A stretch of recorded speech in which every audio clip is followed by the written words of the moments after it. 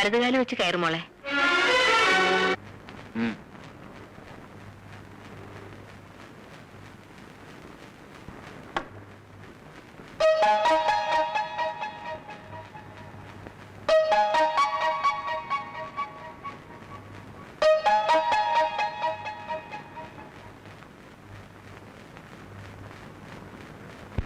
ആരാധനാലയങ്ങൾ ഇടിച്ചു പൊളിക്കാൻ 6 അംഗ കമ്മിറ്റിയെ നിയോഗിച്ചിരിക്കുന്നു. രാവിലെ ഉള്ള ചാരായം തന്നൂടെ? അയ്യോ, ചായ തന്നൂടെ വസന്ത കോകിലേ? വിളിച്ചത്ത എന്താ? അല്ല, ചായ വേണോന്ന് പറഞ്ഞായിരുന്നു. അല്ല, ചാരായം വേണോന്ന് പറഞ്ഞ പോലെ തോന്നി. അത് തോന്നലായിരിക്കും. അത് ശരി, ഒന്ന് പിടിച്ചേ. ഒന്ന് കാലിങ്ങോട്ട് മാറ്റോ, ഒന്നിങ്ങോട്ട് മാറ്റോ. ഈ എണീറ്റാലുടനെ ചായ കുടിക്കണമെങ്കിലേ ചേട്ടനും കൂടെ അടുക്കളയിലോട്ട് വന്ന് എന്നെ ഒന്ന് ഹെൽപ്പ് ചെയ്തൂടെ? ആ ഹെൽപ്പ് വേണോ? എന്നാ ഞാൻ പറഞ്ഞ പോലെ ഒരു സെർവന്റ് ഏർപ്പാട് ചെയ്യണം. ഓഫീസിൽ പോക്കും അടുക്കള ജോലിയും കൂടെ എനിക്ക് ഡിഫിക്കൽട്ടാ. പിന്നെ ചേട്ടാ, അഡ്വക്കേറ്റ് നന്ദകുമാർ ചേട്ടന്റെ ഫ്രണ്ടാണെന്നല്ലേ പറഞ്ഞത്? എന്താ അവനെ പറ്റി വാർത്ത വല്ലതും പത്രത്തിൽ വന്നോ? വാർത്ത വരാനുള്ള സമയമായിട്ടില്ലല്ലോ. പ്രശ്നങ്ങൾ അവിടെ തുടങ്ങിയിട്ടല്ലേ ഉള്ളൂ. ചേട്ടാ, ഞാൻ നന്ദകുമാറിന്റെ വൈഫുമായി ഒന്ന് ടോക്ക് ചെയ്താലോ? അങ്ങനെ ടോക്കണ്ട. അല്ല, പെണ്ണിന്റെ മനസ്സിൽ എന്താണെന്നറിയാലോ. വല്ല ലവ്വോ എന്താ? ലവ്വും ഇല്ല, കിവും ഇല്ല. ഇനി അഥവാ അവളുടെ മനസ്സിൽ എന്തെങ്കിലും ഇച്ചിരി ഉണ്ടെങ്കിൽ അത് വളച്ചൊടിച്ച് വലുതാക്കി കാണിക്കുന്നത് അല്ലെങ്കിൽ വക്കീലന്മാരുടെ പൊതു സ്വഭാവമാണ്. ഇതുകൊണ്ടാണ് ഞാൻ LLBക്ക് പോകാത്തത്. നീ അവിടെ ചെന്ന് സംസാരിച്ച് എന്താ എന്നെ വിളിച്ചത്? നീ എന്നും കല്യാണം കഴിഞ്ഞ് ഇത്ര ദിവസം ആയുള്ളൂ, അപ്പോഴേക്കും കണ്ടില്ലേ ഒരു പുരുഷ മേധാവിത്വം? നീ പോലും. ഞാൻ പിന്നെ എന്റെ ഭാര്യ എന്താ വിളിക്കേണ്ടത്? വസന്ത കോകിലെന്ന് വിളിക്കണം. ഓ, അത് ഭയങ്കര നീളമല്ലയോ? എന്നാ പിന്നെ ചേട്ടന്റെ ഇഷ്ടം പോലെ അങ്ങ് ചുരുക്കി വിളിച്ചോ. എങ്ങനെ ചുരുക്കും? സുലോചനെ സുലു, വസുന്ധരെ വസു, ആമീനെ ആമി എന്നൊക്കെ വിളിക്കൂലേ? ഈ ബുദ്ധി എനിക്ക് പോയില്ലല്ലോ. വസന്ത കോകില, വസന്ത എന്ന് വിളിച്ചാലോ? അയ്യോ, അത് വേണ്ട. അത് കോഴികൾക്ക് വരുന്ന ഒരു അസുഖം. കോകിലെന്ന് വിളിച്ചാ? അയ്യോ, അത് വേണ്ട. നിന്റെ ശബ്ദം വെച്ച് നോക്കുമ്പോ ഒട്ടും ശരിയാവൂല. ഞാൻ ഒരു കാര്യം ചെയ്യാം. ആദ്യത്തെ അവസാനത്തെ അക്ഷരം ഒഴിച്ച് ബാക്കിയെല്ലാം കളയാം. വസന്ത കോകില, വാ ല വല. കൊള്ളാം.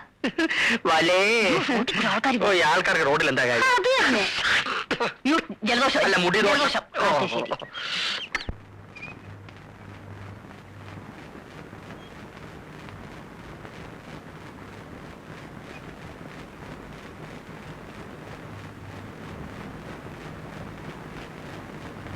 വല്ല കവിതയോ കഥയാണോ എഴുതുന്നത്? കുറച്ച് കുസൃതിയും കുന്നായ്മയും ഉണ്ടെന്നേ ചന്ദ്രഭാനു പറഞ്ഞുള്ളൂ. എഴുതുന്ന അസുഖമുണ്ടെന്ന് ഭാനു പറഞ്ഞില്ലല്ലോ. ഞാൻ അതൊന്നും അല്ല എഴുതിയത്. മറ്റുള്ളവരെ ചിരിപ്പിക്കാൻ മഹാവിരുദാണെന്നാ കേട്ടത്. എന്നിട്ട് പാടുപെട്ട് ഞാൻ ഒരു തമാശ പറഞ്ഞിട്ട് ആദ്യം അത് സീരിയസ് ആയിട്ട് എടുത്ത് പറഞ്ഞല്ലോ.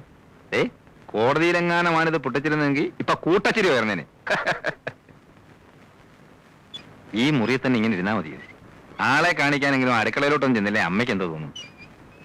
മരുമോള് വന്നിട്ട് വീടിന്റെ താക്കോലും ഏൽപ്പിച്ചിട്ട് കാശിയിലോ രാമേശ്വരത്തോ തീർത്ഥാടനത്തിന് പോവാന്ന് പറഞ്ഞിരിക്കുകയായിരുന്നു അമ്മാവിയമ്മ. കേട്ടോ?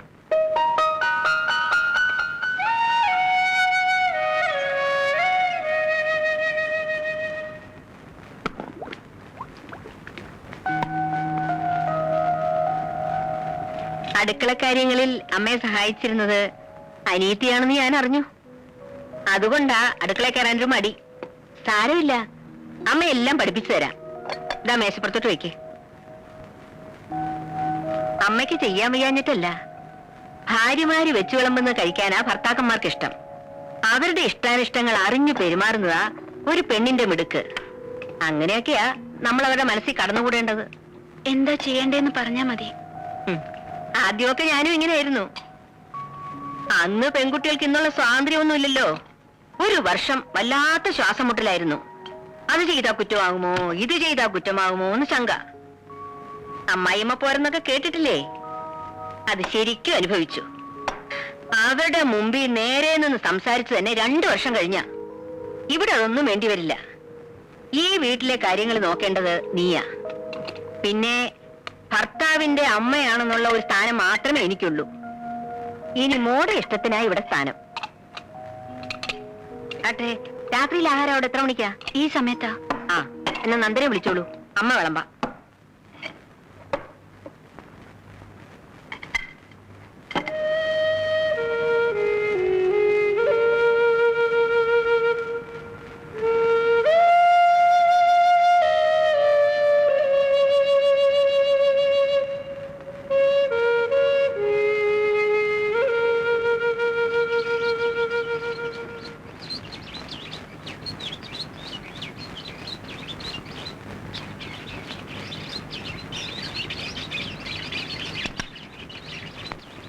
ചായ ഇരുന്ന് തണുക്കുന്നു. അവൾ എണീറ്റില്ലേ മോനെ?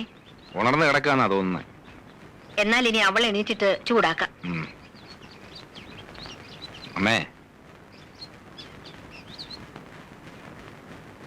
അമ്മ ശ്രദ്ധിച്ചോ? അവൾക്ക് എന്തോ ഒരു പ്രയാസം. വന്ന് കയറിയപ്പം മുതൽ ഞാൻ ശ്രദ്ധിക്കുന്നതാ. എന്തു പ്രയാസം? അമ്മ എന്നെ മറക്കണ്ട. അമ്മയ്ക്കും തോന്നിയില്ലേ? നമുക്ക് തെറ്റുപറ്റിയോ അമ്മേ?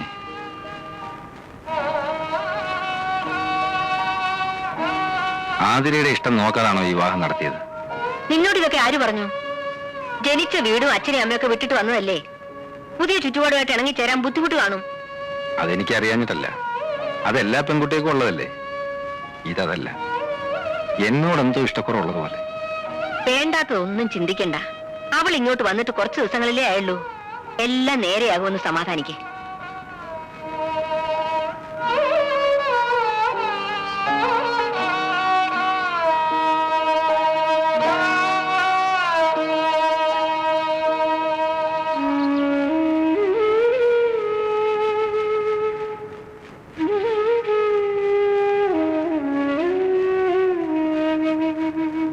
ഇന്നെന്താ പല്ലുതേപ്പും കുളിയും ഒക്കെ വേണ്ടാന്ന് വെച്ചോ?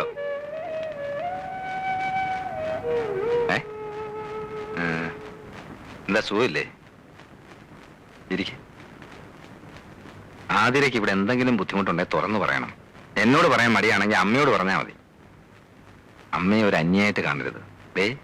അമ്മ വെറും പാവാ. കാര്യമായിട്ട് എന്തോ പ്രയാസമുണ്ട്. മുഖം കണ്ടാലറിയാം. ഞാനത് അമ്മയോട് പറഞ്ഞു. അപ്പൊ അമ്മ പറഞ്ഞ എന്താണെന്നറിയോ? വീട് വിട്ട് നിൽക്കുന്നതിന്റെ ആണെന്ന്. അത് തന്നെയാവും കാരണമെന്ന് ഞാൻ ആശ്വസിച്ചോട്ടെ. എന്തായാലും തുറന്നു പറയാൻ മടിക്കണ്ട. എനിക്കൊരു പ്രയാസമില്ല. നീ വേഗം കുളിച്ച് റെഡിയാവും. നമുക്ക് ഒന്ന് പുറത്തോട്ട് പോണം.